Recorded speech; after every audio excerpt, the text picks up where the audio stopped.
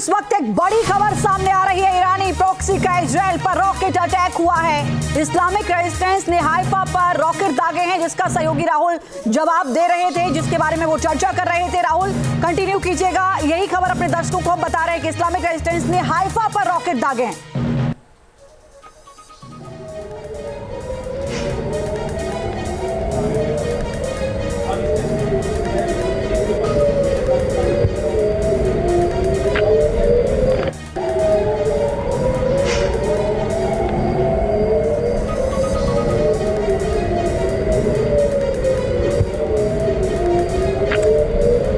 ये जो तस्वीरें आप देख रहे हैं इस वक्त, ये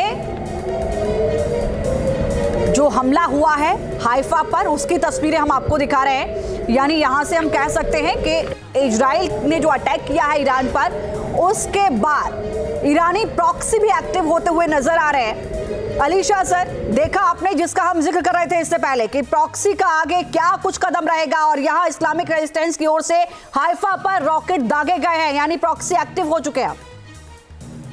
जी, प्रॉक्सी एक्टिव हो चुके हैं। अब तक जो ये युद्ध था, ये state actor versus non state actor था, यानी कि Israel versus Hamas, Hezbollah, Houthi काफी एक्सटेंड तक।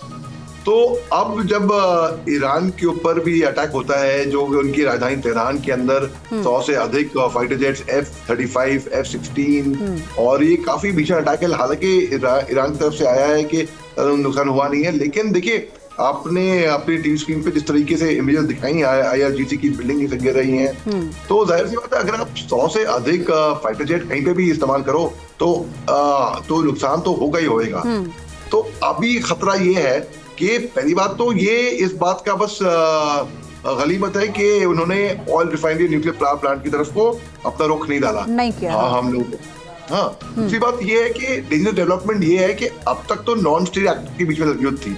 अगर स्टेट एक्टर्स यानी कि ईरान की रेगुलर आर्मी इसके अंदर इन्वॉल्व हो जाती है इसी कारण, तो ये बहुत ही भीषण, बहुत ही गंभीर युद्ध होएगा, क्योंकि ये दो राष्ट्रों के बीच में होगा। लेकिन सर 1 अक्टूबर को जो हमला हुआ वो तो निश्चित तौर पर ईरान की ओर से किया गया, आधिकारिक तौर पर किया गया, ऐलान करके किया गया, और इजराइल के तमाम जगहों को टारगेट करके किया गया। बिल्कुल, आपने सही बोला है।